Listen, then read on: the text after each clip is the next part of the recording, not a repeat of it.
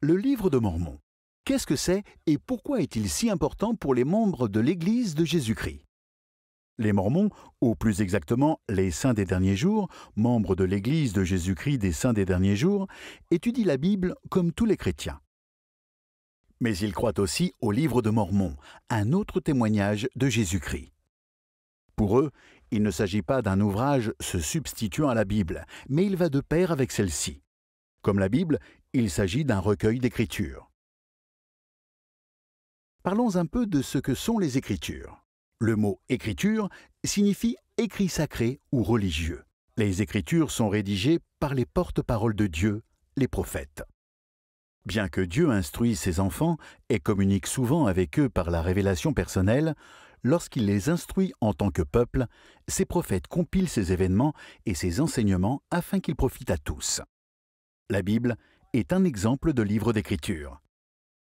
Elle relate les relations de Dieu avec le peuple de la Méditerranée orientale et les enseignements qu'il leur a donnés. C'est une compilation d'écrits à la fois spirituels et historiques. Dans la Bible, on trouve des histoires miraculeuses de foi, de sacrifice, d'épreuves et d'amour. Vous connaissez l'histoire de Noé ou de Moïse, et bien sûr celle de la naissance du ministère et de la résurrection de Jésus-Christ.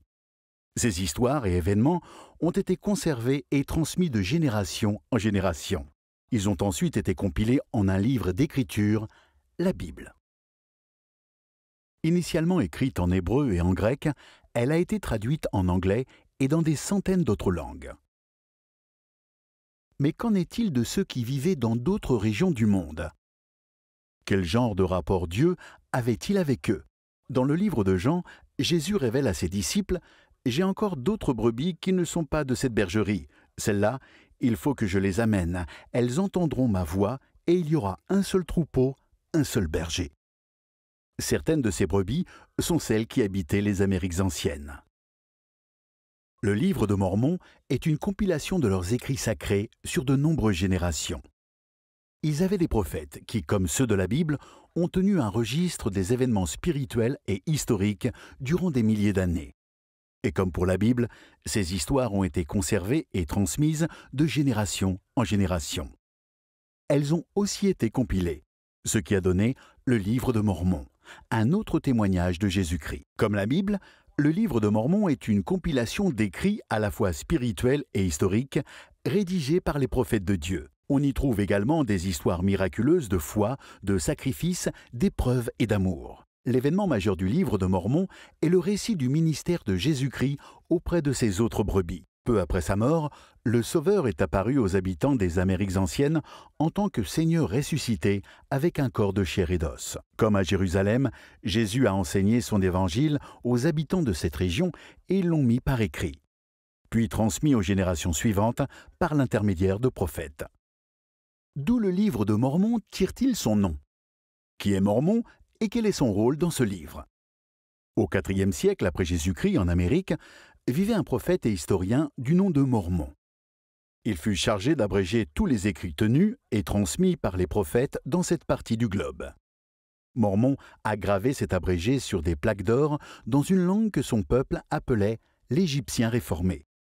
Étant donné qu'il avait la tâche de compiler les écrits, le livre porte son nom, le livre de Mormon. À la fin de sa vie, il a transmis ces plaques à son fils, Moroni, qui fut le dernier prophète à écrire dans le livre. Avant de mourir, Moroni a enterré les plaques d'or dans une boîte en pierre sur une colline se trouvant dans l'État de New York actuel. En 1823, ce même Moroni est apparu en tant qu'être ressuscité à Joseph Smith, le prophète. Il lui a parlé des plaques d'or, lui a montré où elles se trouvaient et lui a commandé de les traduire, ce que Joseph a fait par le pouvoir de Dieu. Depuis lors, le livre de Mormon a été traduit dans plus d'une centaine de langues. Et comme la Bible, il est disponible dans le monde entier. C'est un recueil supplémentaire d'écrits sacrés, rédigés par les prophètes de Dieu. Que contient le livre de Mormon? Comme le précise l'introduction, il présente les enseignements de l'Évangile de Jésus-Christ, le plan du bonheur prévu par Dieu pour ses enfants et ce qu'ils doivent faire pour obtenir la paix dans cette vie et le salut et la vie éternelle avec Dieu. Néphi, un prophète du livre de Mormon, enseigne et nous parlons du Christ, nous nous réjouissons dans le Christ, nous prêchons le Christ, nous prophétisons concernant le Christ et nous écrivons selon nos prophéties afin que nos enfants sachent vers quelle source ils peuvent se tourner pour obtenir la rémission de leurs péchés. En fait, le livre de Mormon contient près de 3500 références à Jésus-Christ. Il témoigne de lui, annonce sa mission de sauveur, révèle son évangile et clarifie la doctrine.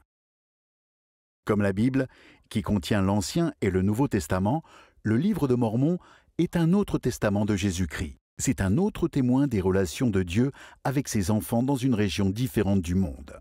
Conjointement, la Bible et le livre de Mormon témoignent de Jésus-Christ et des relations de Dieu avec ses enfants. Aujourd'hui, des millions de saints des derniers jours ont la certitude que le livre de Mormon est un livre d'écriture. Ils croient que c'est la parole de Dieu à ses enfants et qu'il va de pair avec la Bible.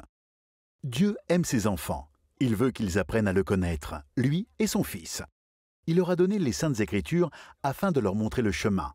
En suivant les principes du livre de Mormon et de la Bible, ils trouveront la paix dans cette vie et le salut dans la vie à venir. Le livre de Mormon, ce que c'est, d'où il vient et ce qu'il enseigne. Maintenant, vous savez.